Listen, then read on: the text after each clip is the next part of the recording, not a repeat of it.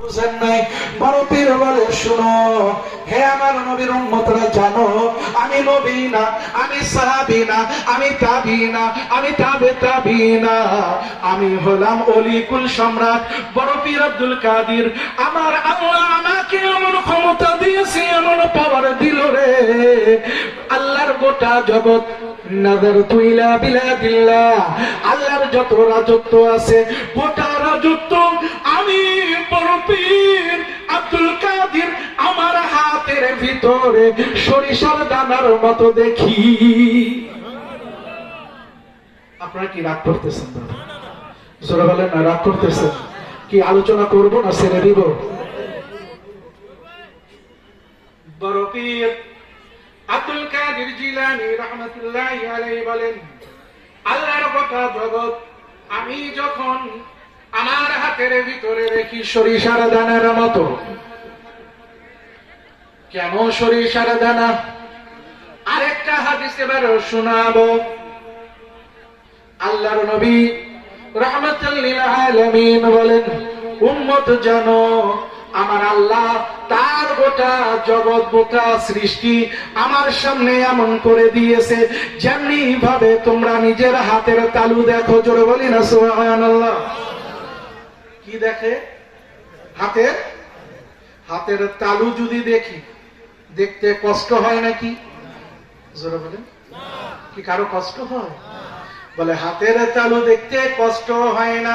বড় পীর বললেন, আমি হাতের তালু না, হাতের তালুর উপরে সরিষার দানার মতো দেখি।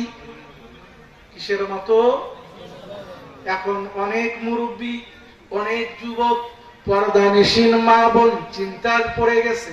আপনারাও চিন্তায় পড়ে গেছেন। হ্যাঁ, হাতের তালু বড় না সরিষার দানা বড়? জোরে বলে না। তালু বড় না সরিষার দানা বড়? তাহলে কি নবী চাইতে বড় পীর বেশি দেখে? হ্যাঁ, তার মানে কি নবীর চাইতে বড় পীর সাহেব কি বেশি দেখে নাকি? এবার আসেন, ওই যে বললাম কোরআন বুঝতে হবে, হাদিস বুঝতে হবে।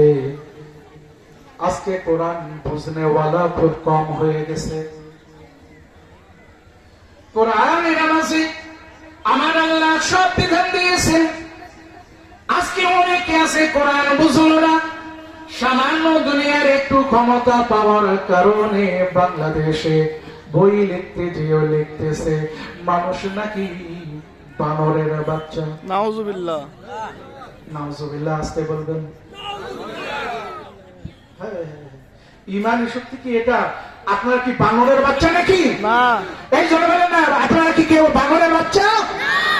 তো আপনাকে যে যারা বললো আপনারা নাকি বান্দরের বাচ্চা, আপনি যে চুপচাপ আছেন, আরে চিৎকার করে বলো না নাউজুবিল্লাহ।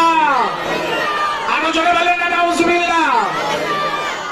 কেন বললো বানরের বাচ্চা? এটারও হাকিকত আছে, আপনারা ভালো করে বুঝবেন। আজকে বাংলাদেশ আলহামদুলিল্লাহ অনেক দিক থেকে আমরা শান্তিতে আছি।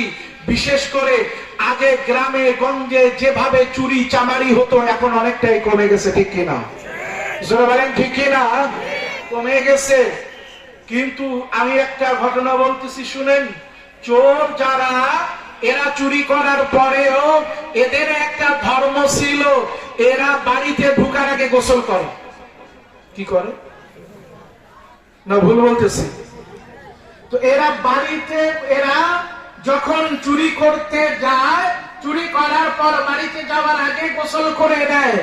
একদিন এক পুকুরে একজন মানুষ গোসল করতেছে, এমন সময় দেখতেছে আরেকজন আসছে, ওই যায় ওই সময় ফজরের আগে, তাহাজ্জুদের আগে, ওই পুকুরের পাড়ে গোসলে ডুবে গেছে।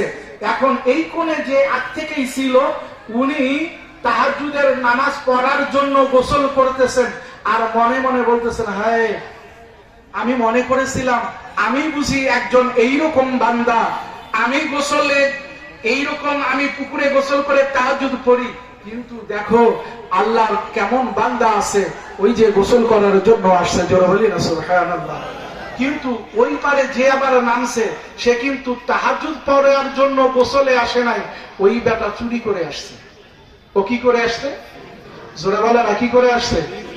ও চুরি করে আসছে। আসার পর ওই বেটা এবার গোসলে নামতেছে, আর ও মনে মনে বলতেছে, হায় আমি চিন্তা করেছিলাম গোটা এলাকায় আমি বুঝি সবথেকে বড় চোর।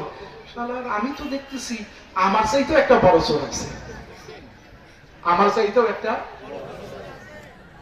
একজন ভাবতেছে আমার চাইতেও বড় এক আল্লাহওয়ালা আছে, আর একজন ভাবতেছে আমার চাইতেও আর একজন বড়, জোরে বলে না, কি আছে?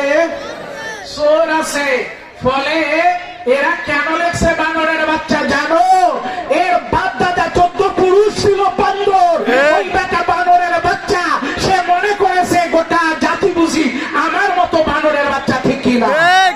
জোরে বলে না, ঠিক কিনা? এই বান্দরের বাচ্চারা আজকে মনে করতেছে যে আমরা মনে হয় ক্ষমতা পাইলাম, না জানি কি থেকে কি হয়ে গেলাম। আল্লাহ বলে, না রে বান্দা, তুমি কিছু হও নাই, তোমার কোনো পাওয়ার নাই, কিসের বিজ্ঞান তোমরা বুঝাও। আসো, চলে আসো, আজকে রজবের মাস, রাহমাতাল লিল আলামিন নবী হুজুর পাক সাল্লাল্লাহু আলাইহি ওয়াসাল্লাম মেরাজে গিয়েছিলেন আল্লাহর কাছে, ঠিক কিনা?